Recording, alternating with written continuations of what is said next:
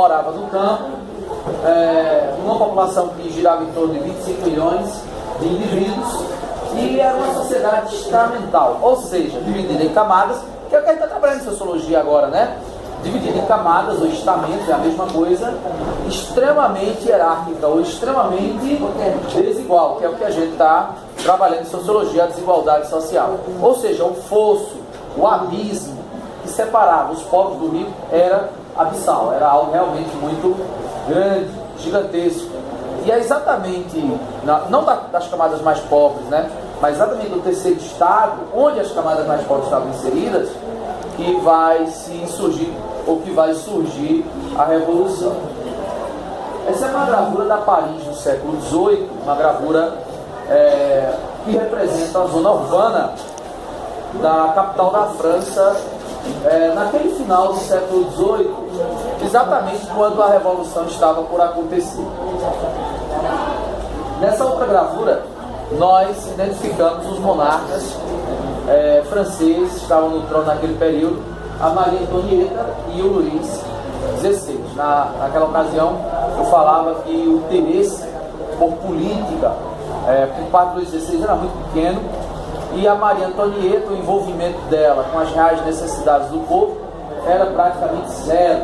A preocupação era praticamente zero. Viviam em Versalhes, a 40 quilômetros da cidade, estavam nem aí com a situação econômica da população. A gente conversava sobre isso na aula passada. Eu espero que vocês tenham uma lembrança. Essa gravura, ela ilustra bem a vestimenta típica da nobreza. Essa calça branca, na verdade não é uma meia, é uma calça, ela vem até a cintura, e representava um símbolo de status social. O nome dela é culotte. E sempre que os nobres se deixavam retratar, eles faziam questão de mostrar o culotte, porque isso demonstrava sua origem nobre e a posição de destaque na sociedade que ele ocupava. Essa é uma gravura que representa o Palácio de Versalhes do século XVIII, onde morava o rei, a rainha, a sua corte e mais aproximadamente 10 mil indivíduos. Isso eu falei na aula passada, né? Era uma espécie de antro de consumo dos recursos públicos. Festas que duravam 3 dias eram dadas, tudo com dinheiro do povo. Vou pedir aos elementos que estão aí atrás, Maicon, como sempre, não muda nunca. Não interessa o que você está fazendo, interessa o que está conversando.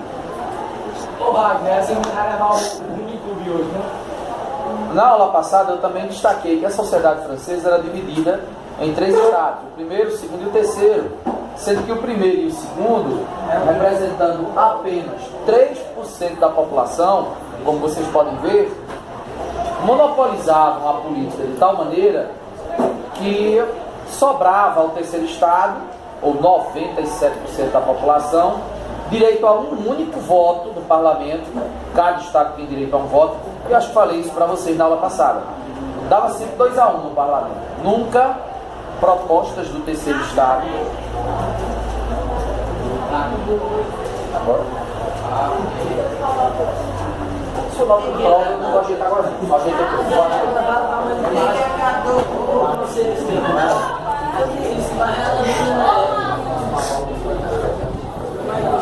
Mais uma vez. Olha só. No parlamento francês, que eles chamavam de Estados Gerais, cada estado representava uma categoria, ou uma camada, uma classe social. Nesse caso, nesse estado, mais de uma classe social. Mas cada estado só tem direito a um voto apenas. A revolução, entre outras coisas, vai acontecer a partir de um protesto do terceiro estado que exigia voto por cabeça, ou voto por indivíduo. O voto por indivíduo, eles levavam vantagem. Sempre as propostas do terceiro estado eram rejeitadas, porque o primeiro e o segundo estado se juntavam para derrotar por 2-1 o terceiro. Então, quando era preciso aumentar impostos ou criar novos impostos, por exemplo, dava sempre 2-1. O terceiro estado votava contra porque só quem paga é o terceiro estado. Primeiro e segundo estado votava a favor, porque também é isento de impostos, não paga tributo, e dava sempre 2-1.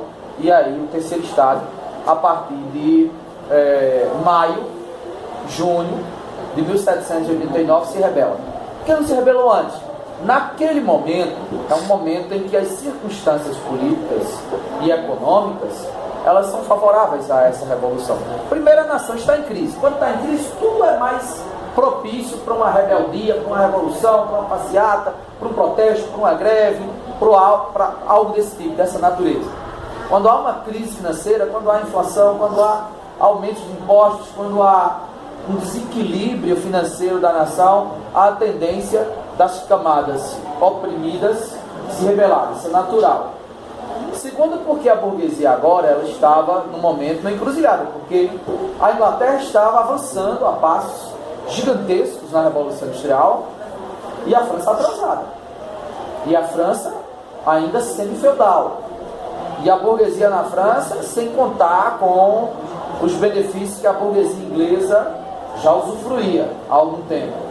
Então é um momento de mudança, é um momento de crise, é um momento em que as forças políticas convergem. O iluminismo, né, não pode esquecer, com as ideias de Rousseau, com as ideias de Diderot, de D'Alembert, com as ideias de Voltaire, com as ideias de Montesquieu, de divisão dos poderes.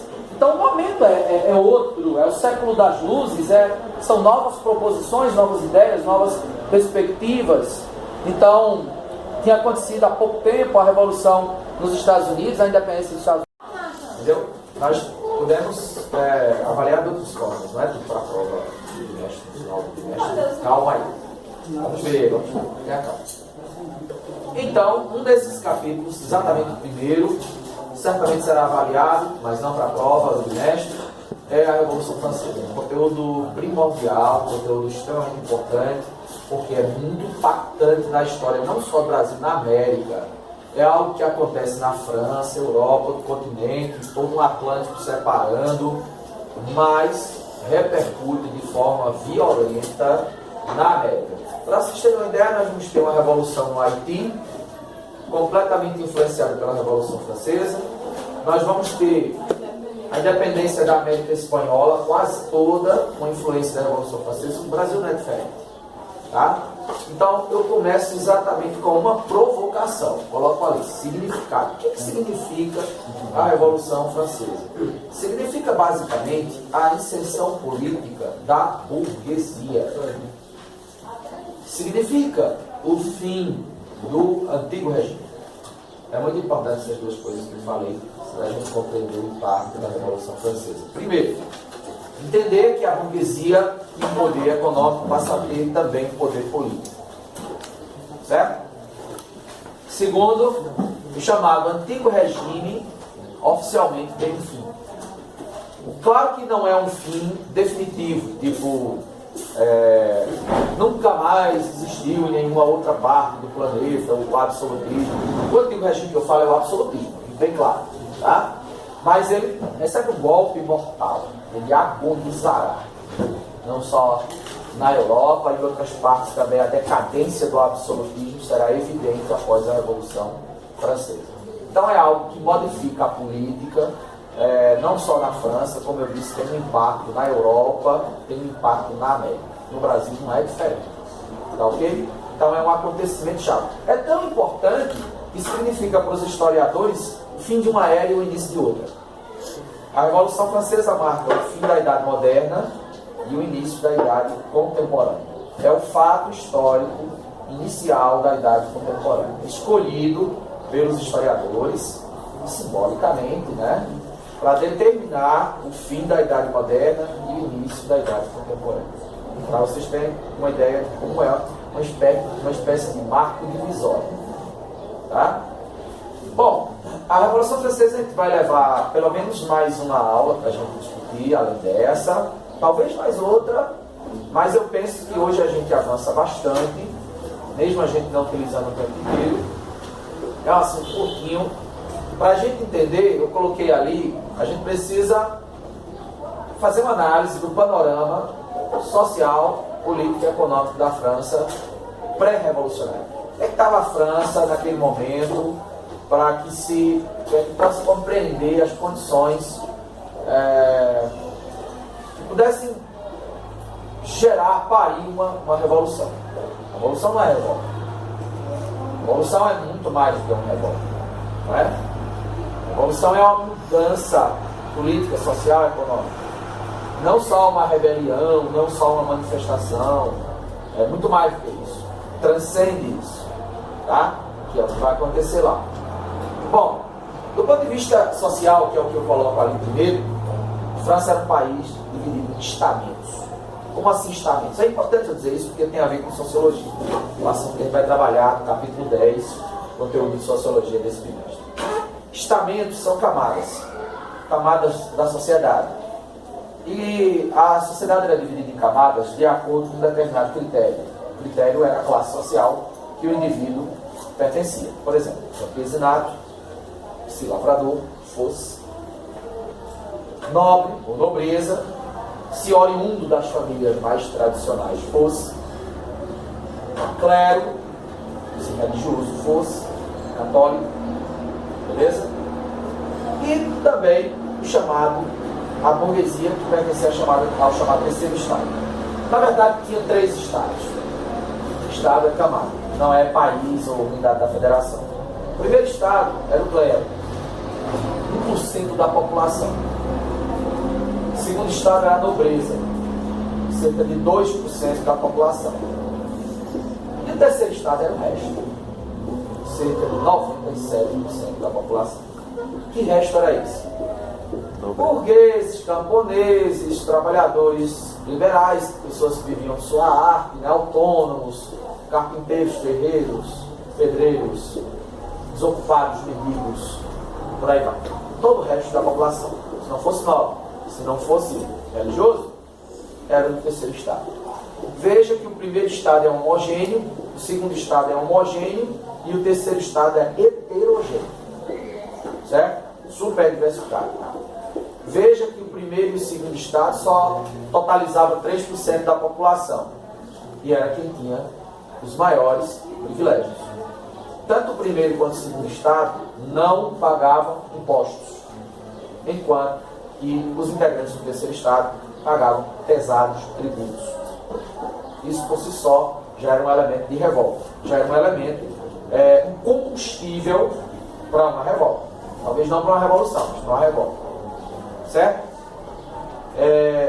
Os cargos públicos mais relevantes eram também ocupados pelos integrantes do primeiro e segundo estado.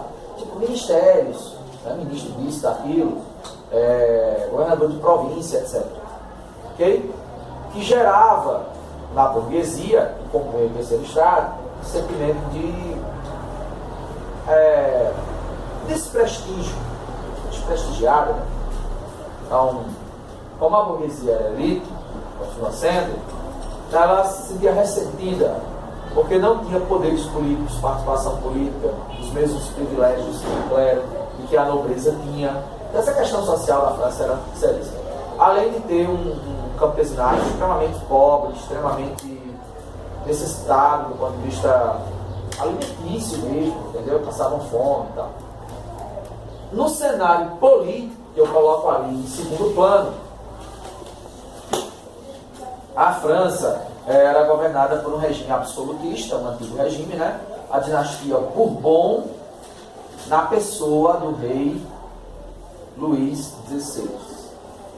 Rei extremamente impopular, casado com uma rainha austríaca, casamento arranjado, como eram sempre os casamentos arranjados na época, né? Chamada Maria Antonieta, que nem ligava, não se preocupava muito para o povo.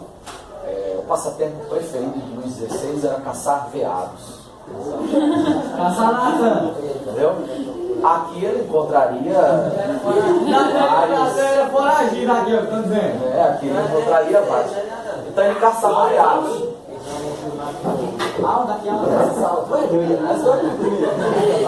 Se viado chefe aqui, ó, tem nascido, tava ferrado. Olha o viado chefe aqui, ó. Então, pessoal, só retomando a linha de raciocínio, Luís XVI preferia caçar veados a ficar debatendo política. Reza uma lenda que a gente acha que é mentira, mas onde tem fumaça tem fogo, né? Você exagera, mas você não cria.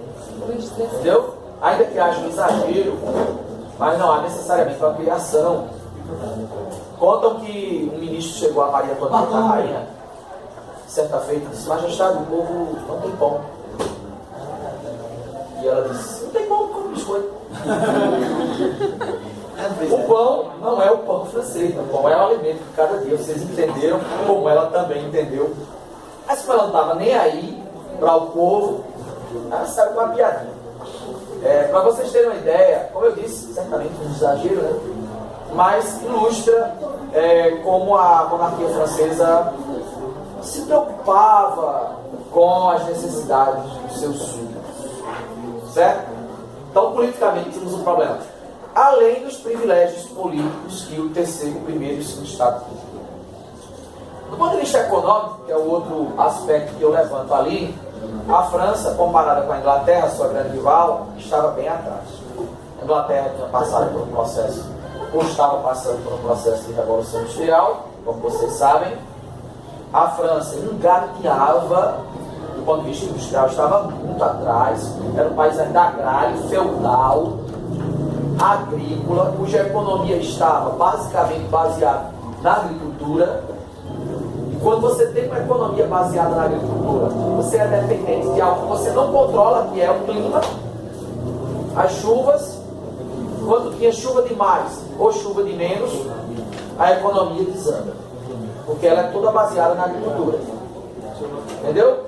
Em 1787, 2 anos antes da Revolução começar, houve uma seca violenta, um período de estiagem.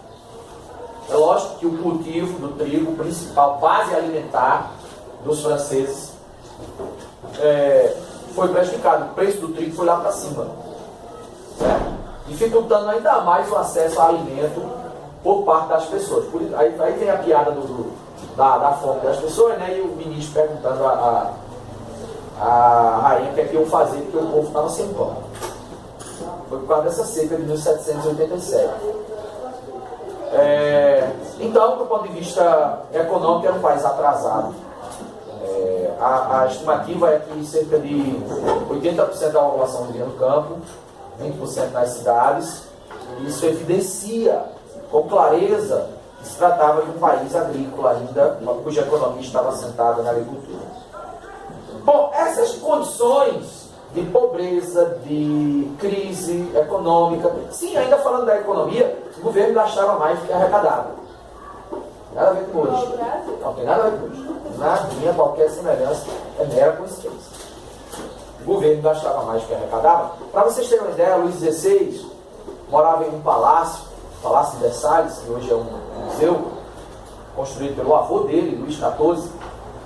O Palácio de Versalhes morava não 1.000, não 2.000 pessoas, mas 10.000 pessoas. 10.000 pessoas. 10.000. Quem eram esses 10.000 que moravam lá? Nobres, clérigos, barões, pessoas que viviam mamando nas tetas do Estado. Nas tetas do Estado. Nas tetas. Igual os caras disseram da... Sugando os recursos públicos. O que é nas tetas? Gordas pensões. O que é nas tetas? Todo mundo sabe o que é teta, tá maluco? Teta. Olha só. Nas tetas. Eu falei no plural, você está enganado. Ganhavam gordas pensões do Estado, nada faziam, nada pagavam em tributos. Davam festas que duravam 2, 3 dias, tudo com recurso público, entendeu? Sem falar em guerras entre a França e a Silesia, umas perdendo, outras ganhando, não importa, mas os recursos públicos se esvaindo. Então, qual era a medida adotada? Até o dia de hoje é assim. Quando o governo gasta mais do que arrecada, aumenta os impostos. Aumenta os que já existem e cria novos impostos. A ideia é essa. O governo da França vai fazer a mesmíssima coisa. Enquanto quem pagava era o terceiro Estado, De onde vai surgir a revolução? Do terceiro estado. Não é o primeiro, não é o segundo estado que se rebela. É o terceiro estado que se rebela. Como o terceiro estado é 97% da população, a revolução será de grande proporção. Dá para a gente entender, né? Os passos seguintes darei na próxima aula.